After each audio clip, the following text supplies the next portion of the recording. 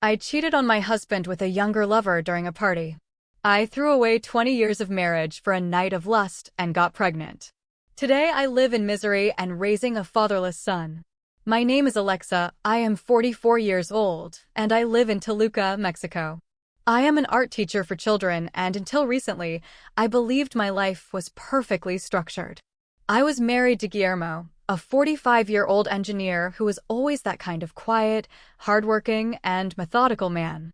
We had a 20-year-old daughter who was already studying at the university in Mexico City, and I thought our story was like that of any middle-class couple, comfortable, without great emotions, but stable. But inside, I felt dead. Our marriage, which had started full of passion, had turned into a boring routine. Our conversations always revolved around bills, work, and household problems. The last time Guillermo saw me as a woman and not as a roommate, I could not even remember when it was.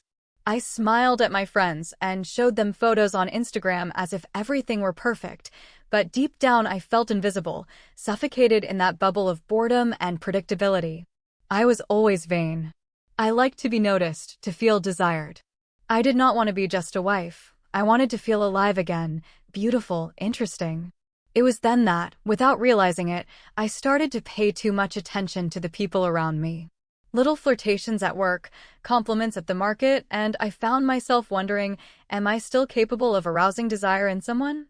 It was this restlessness that led me to Jose, a 31-year-old man, a physical education teacher at a nearby school.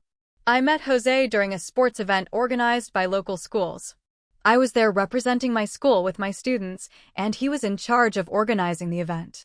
He was handsome, fun, with that easy smile and a body that would make anyone fall in love. We immediately started chatting about trivialities, and at the end of the event, we exchanged WhatsApp numbers. I knew it was not innocent, but I swore to myself that it was just friendship, but it was not. Every message, every emoji with a double meaning, every untimely laugh, everything was dragging me towards something I knew I could not control. I tried to convince myself that it was just a silly game, that I would never do anything that could destroy my family. But every time I looked at Jose, I felt that flame that had not existed between Guillermo and me for years. It was like a drug, and I wanted more. The first time we kissed was after a casual coffee date that should not have gone any further. I approached him in a dress I had chosen to attract attention. I knew I was wrong, but I did not care. When he pulled me by the waist and kissed me, it was as if all my defenses crumbled. I felt desired, alive, beautiful, and at that moment, I knew I would not be able to stop it. From that moment, it was as if I had entered a path of no return. We started seeing each other in cheap hotels, always making excuses to Guillermo.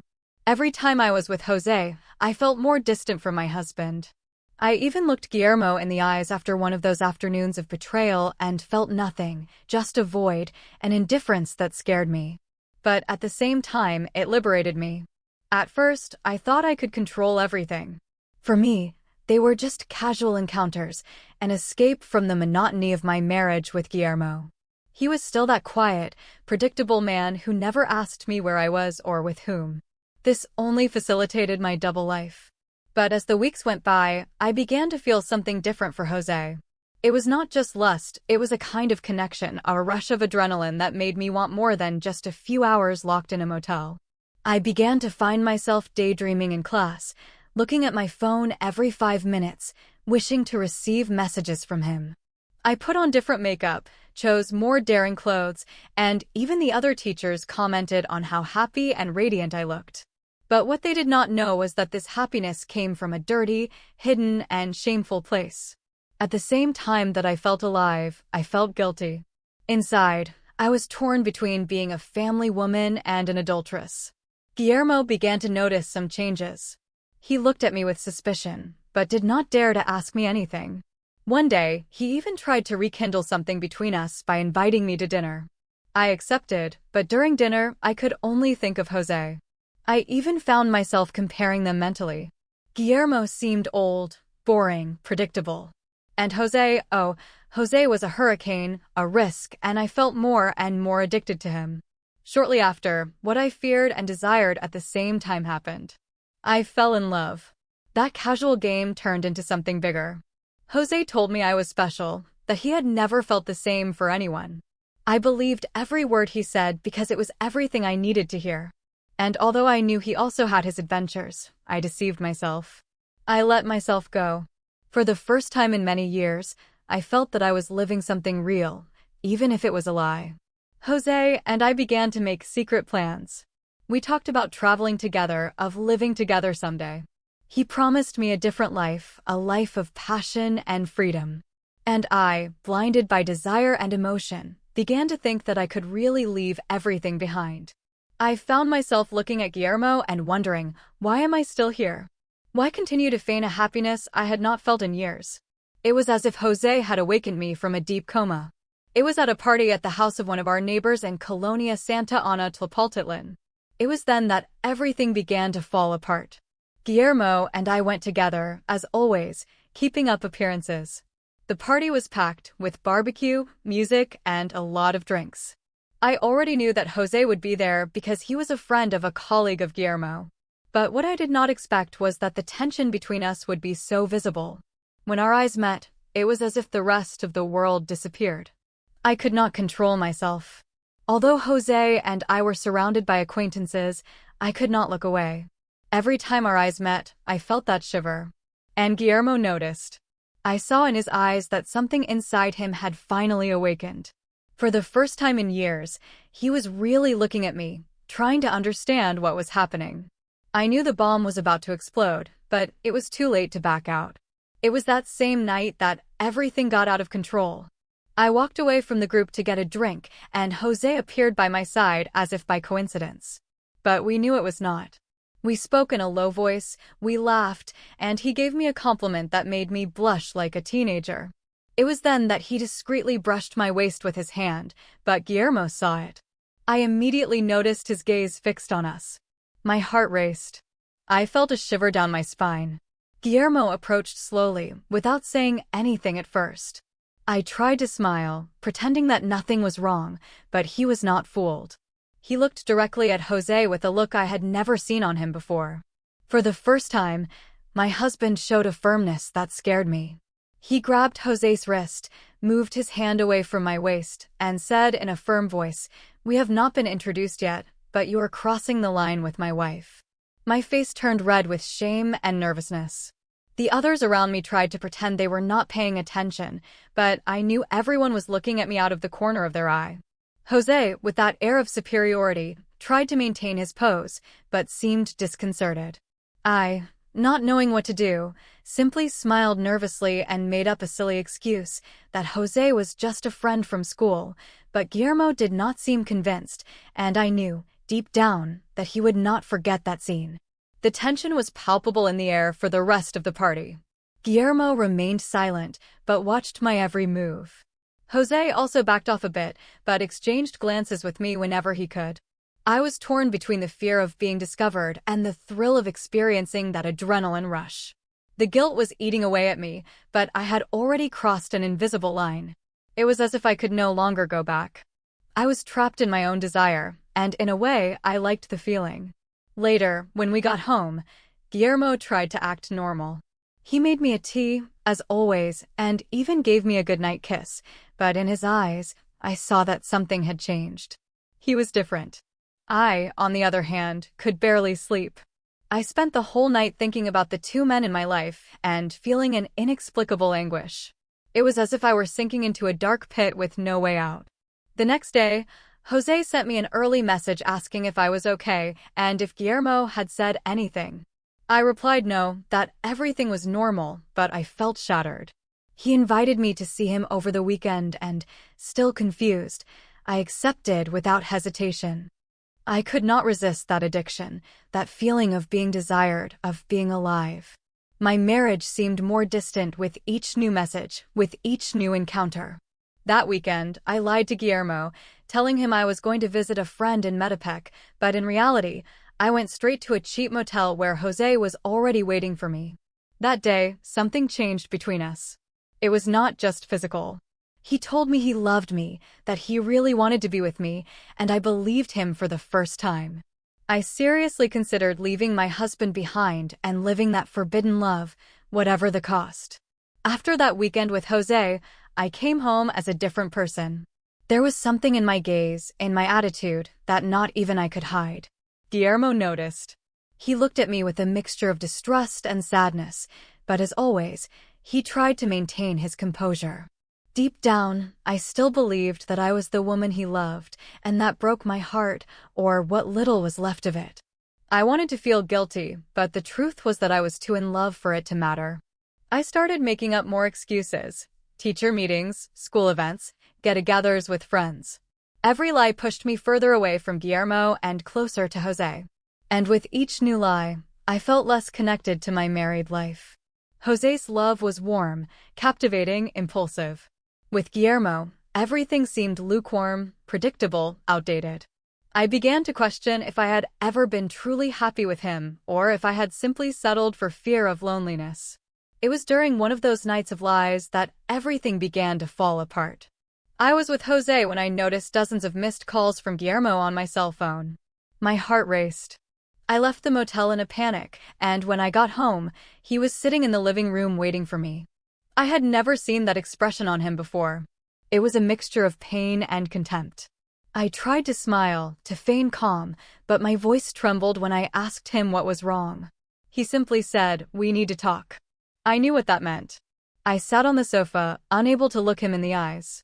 Guillermo took a deep breath and asked bluntly, "Is it true, Alexa? Is there another man?" I could not lie. The tears started to flow before I could even utter the words. I said yes, that there was someone. I tried to explain that it was something unexpected, that I was confused too, but he just shook his head in silence, with his eyes full of disappointment. "I loved you," he whispered, his voice almost hoarse. I shrank in my chair. He did not yell, he did not make a scene. That hurt me more than any outburst of anger. I tried to touch his hand, but he pulled away. He said he saw no point in continuing and that he wanted a divorce. At that moment, I realized that although I thought I still had time to fix everything, I had already lost it forever. Guillermo was shattered, and it was all my fault. In the following days, the silence inside the house was deafening. We barely exchanged words. I temporarily moved into my sister's house, taking only the essentials. Jose seemed excited about the idea of finally being together, but I began to feel a strange pang inside. It was not missing Guillermo, but a feeling of emptiness, of losing something I did not even know was important until I no longer had it. Life with Jose now seemed to have a different taste, a bitter taste. Still, I continued on that path. Without realizing it, I was already pregnant. A few weeks later, I found out that the divorce was official. It was Jose's, obviously. I should have been happy, but the truth is I panicked. Jose, on the other hand, was radiant. He talked about marriage, about the future, about family. And I could only think that maybe I had made the worst decision of my life. The news of the pregnancy triggered an avalanche of emotions that I was not prepared to face. Jose was euphoric, saying that this child was proof of our love, that we could finally build something together without secrets.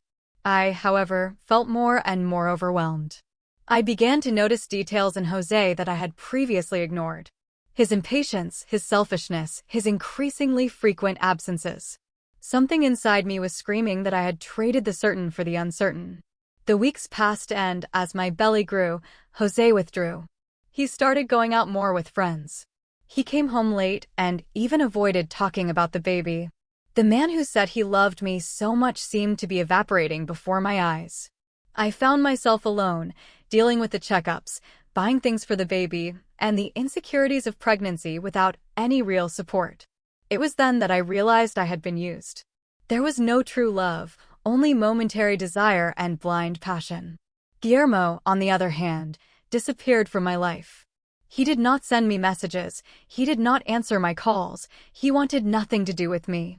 I saw him from time to time on the streets of Toluca, always with friends or work colleagues, always smiling, happy, as if a weight had been lifted from his shoulders. That consumed me. There I was, pregnant, abandoned by Jose, and the man I had destroyed seemed to be living the best stage of his life. It was the true bitter taste of regret. It was around the 6th month of pregnancy when the bomb finally exploded. Jose appeared at home with a serious face and said he did not want to continue. He claimed to be confused, that he did not feel ready to be a father, and that maybe he had made a mistake by getting involved with me.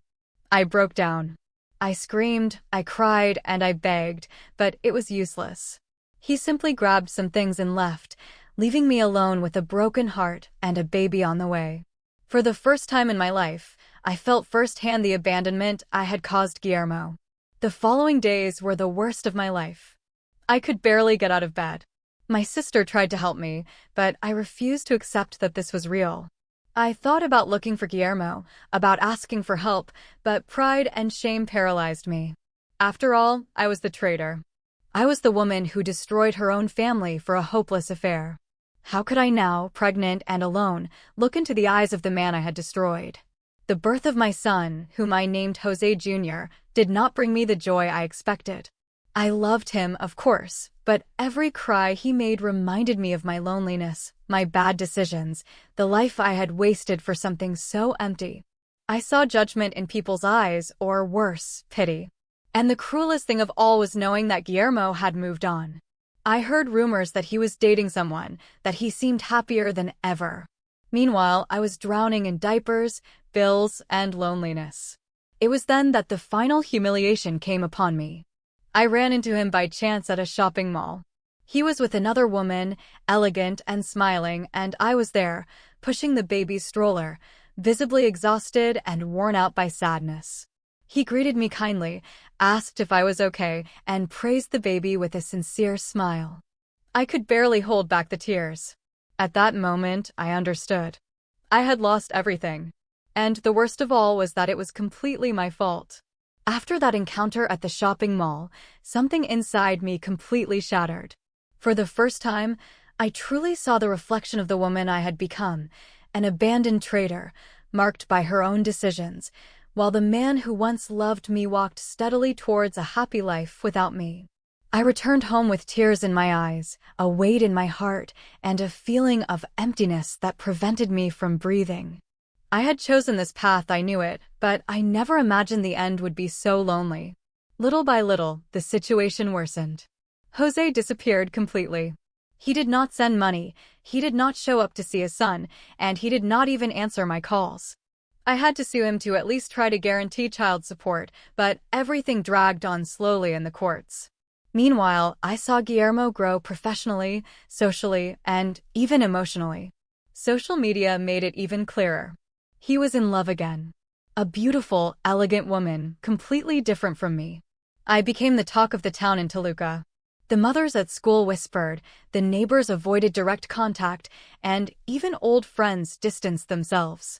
No one wanted to be associated with the unfaithful wife who lost everything and was abandoned by her lover.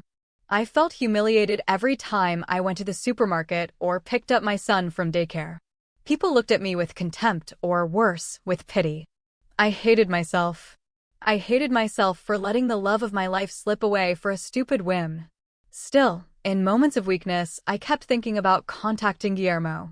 I fantasized that he could forgive me, that he could help me raise the baby, that there was still a remnant of love in some corner of his heart. But every time I summoned the courage to send him a message, I remembered his expression the day he found out everything. The pain and contempt in his eyes were impossible to forget. I knew he would never come back to me, not after what I had done. Deep down, I began to realize that I could not even forgive myself. Every time I looked at my son, I felt love, but also guilt. He was innocent, but he was also the result of one of the most disastrous decisions of my life. I could not build a true bond with him without being tormented by regret. Motherhood, which should have made me feel complete, was crushing me more and more every day. I was alone, and I had gotten myself into this hole. Meanwhile, Guillermo's life seemed to be taken from a movie with a happy ending. I found out that he had founded a technology company and traveled a lot, even abroad. The photos with his new wife showed a rejuvenated and serene man, completely rebuilt. I, on the other hand, seemed to have aged 20 years in just a few months. The nights were lonely and the days repetitive. It was as if the world had moved on without me. The truth hurt, but I could no longer deny it. I had traded true love for a fleeting desire. I had traded stability for adventure. I had traded home for emptiness, and now there was no turning back. I was that woman whom everyone judged, everyone avoided, everyone pointed at. And deep down, I knew I deserved all that suffering because, in the end, I was the one who chose it all. As the months went by, the weight of loneliness began to take its toll not only on my mind, but also on my body. I barely slept, I ate poorly, and I lived in a constant state of anxiety and regret. The few people who still tried to approach me, like my sister or a kinder neighbor, found a broken, bitter woman with sadness in her eyes.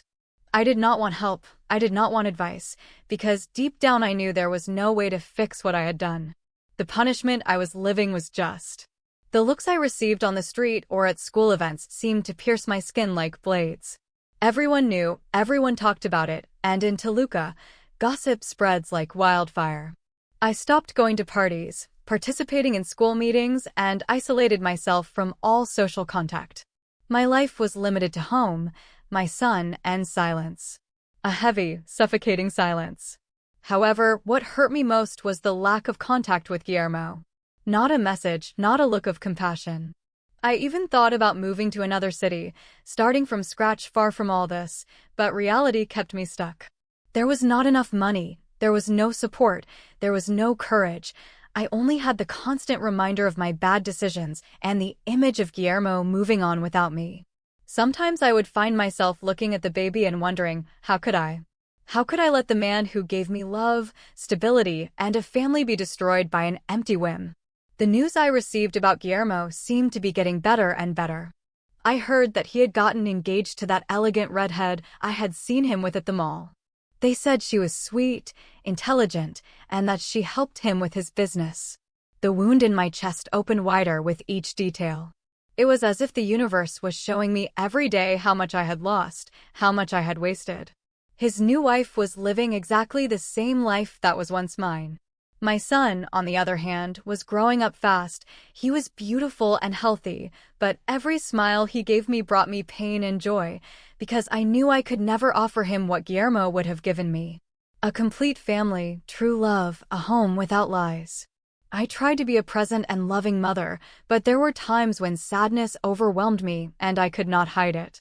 I became a cold, distant, and bitter woman, and that was slowly killing me. I started having crying fits alone at night, remembering the afternoons when Guillermo and I walked hand in hand, the simple dinners at home, the gentle laughter. Every memory was a stab in the back. I desperately wanted to go back, to correct my mistakes, to prevent that foolish and selfish version of myself from throwing away what we had. But there was no turning back. And now not even Jose, my lover, was around to pretend that any of this had any meaning. It was then that, in a moment of desperation and deep loneliness, I decided to send a last message to Guillermo. I did not ask him to come back. I knew it would be humiliating and useless, but I apologized. I asked for forgiveness, not for what I expected to get, but because I needed to try to close that open wound. I sent the message, trembling, with tears in my eyes, and I waited. He saw it hours later. He did not reply, and in that silence, I had the most painful confirmation of all. I would never have a place in his heart again. After that last failed attempt to contact Guillermo, I plunged into loneliness. For weeks, I could not look at myself in the mirror without feeling disgust for the person I had become. The dark circles, the disheveled hair, the absent smile. I was a shadow of the woman I once was. The house, once so full of life, now seemed like a tomb. I took care of my son mechanically, as if every movement were a punishment for everything I had destroyed. With each sunrise, I felt less desire to go on. Jose had disappeared completely. He did not pay child support. He did not even send a message asking about his son. I even looked for lawyers, but he always found a way to evade his responsibilities. I was left alone, without help, without family, without love. Even my sister, who used to support me, gradually distanced herself. Her disappointment was evident. People, even those who had previously remained neutral, began to treat me with coldness. No one forgets a betrayal in small towns like Toluca. I started having anxiety attacks almost daily. Any small situation would make me break down. A noise at the door, an unknown connection, a sideways glance at the supermarket. I was even afraid to leave the house. The bills were piling up, the rent was late, and sometimes the food ran out. The little I managed with temporary jobs was not enough to keep everything in order. I, who had once had a comfortable life with Guillermo, now lived on emotional handouts and what was left of my dignity. The nights were the worst. When silence took over the house and my son fell asleep, my thoughts would get lost. I would go over every detail of the night of the betrayal, every wrong decision, every word of contempt I heard from Guillermo. As much as I tried to escape from those memories, they haunted me like ghosts. I would ask myself, what if I had resisted? What if I had valued the love I received? And yes, but the what-ifs did not change anything, they only served to destroy me even more. One Sunday, while I was trying to go to the pharmacy, I passed by the central square and saw Guillermo holding hands with his new wife. They were laughing, they seemed so happy, so light. I stood paralyzed in the middle of the road with my son in the stroller, and tears welled up without warning. He did not even see me, or maybe he did and decided to ignore me. Be that as it may, that scene destroyed me once and for all. It was official. I was just a shameful page from his past, something he had overcome and forgotten. That day I came home feeling terrible. And it was then that a neighbor, an elderly lady who had always been kind to me, knocked on my door and told me sweetly, "You have to forgive yourself, girl, or you will die like this." That hit me like a punch in the stomach. I did not know how to forgive myself. I did not even know where to start. How do you forgive yourself when you have destroyed the only good thing you had? How do you find peace after causing so much pain? But life, as cruel as it is, left me no other choice. I had to keep going for my son. Even with an empty heart, even with my soul shattered, I had to be strong. And maybe, just maybe, one day I could find a glimmer of redemption. But one thing I knew for sure, the true love I lost would never come back, and that would be my cross for the rest of my life. Time passed, and I found myself trapped in a lonely routine where every day was the same as the previous one, empty, painful, suffocating. Guillermo never looked for me again, and I also stopped trying any kind of contact. The silence between us became an insurmountable wall. Even on the rare occasions when I saw him from afar, my heart would sink, but my legs would remain motionless. I was a spectator of the happiness that was once mine and that now no longer belonged to me.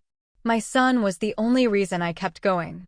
Every smile he gave me reminded me that, despite everything, I still had a reason to breathe.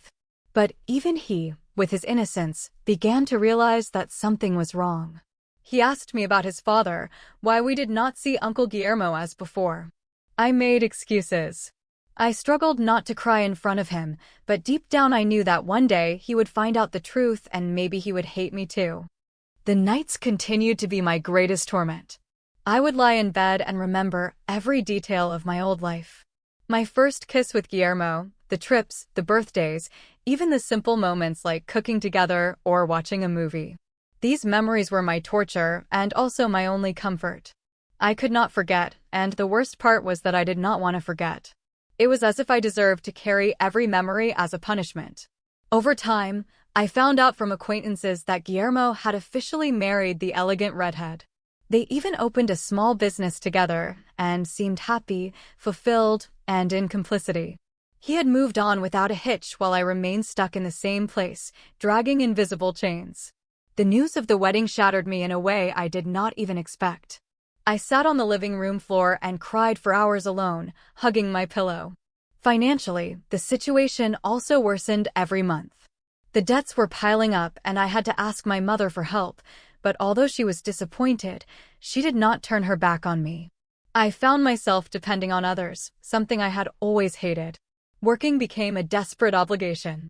Although the jobs were precarious and poorly paid, Jose never appeared again.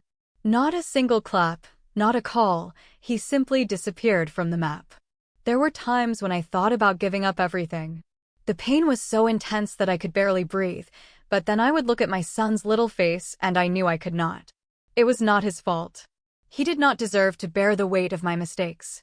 I had to hold on for him. Even though every day I felt my heart break a little more, Even though the life I was living was nothing more than a shadow of what I dreamed of, but what hurt me most was realizing that I had no one to blame but myself. There were no excuses or justifications. I had betrayed the man who loved me. I had destroyed the family we had built, and I had given myself to a useless man. That was all. That simple. And as the months went by, that truth became so deeply rooted in my soul that it became part of me. An unfaithful woman, a lonely woman, a living reminder of what happens when you choose fleeting passion over true love. Today, looking back, I see that I lost everything for an illusion. A moment of adrenaline, of desire, of escaping the routine. And it was this impulse that destroyed years of a real, solid, and loving story. Guillermo was, without a doubt, the best man I could have had by my side. He was my friend, my partner, my refuge. But I was selfish, immature, and ungrateful. And the price I paid, and continue to pay, was losing the only person who truly loved me. My son is growing up. He is already old enough to start asking difficult questions. He has asked me several times why his real father never appears. Why he does not have a family like his school friends. I try to give him gentle answers, but the truth beats within me. Someday he will know. He will discover who I was, what I did, and maybe he will turn his back on me too. This is the pain that consumes me more than any other. From time to time, someone tells me something about Guillermo, how he and his wife opened a new business, how they traveled to Cancun, how happy he seems. Every piece of news is like a stab in the chest, but I never show it. I smile, I thank them for the information, and I go home in silence. Only sometimes do I wonder what my life would have been like if I had made a different decision that night. Just one different decision, and everything could have been so different. Social media is also a torture. Although I am not his friend, I have come across public photos. He smiles, he hugs his wife's grandchildren, he attends elegant dinners, he shines while I rot. I deleted all my accounts months ago. I could not stand the stark contrast between my ruin and his happiness, because no matter how much I try to get over it, I have never stopped loving him. And I know I will never love anyone in the same way. Deep down, I believe I deserve all this suffering. I have become the kind of woman I myself despised when I heard stories of betrayal.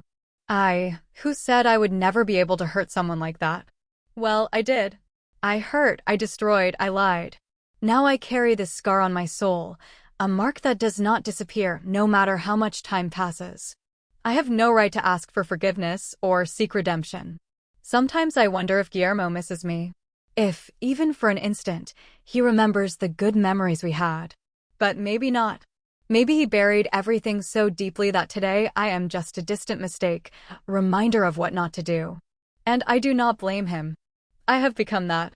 A mistake, a warning. A warning for those who believe they can play with feelings without consequences.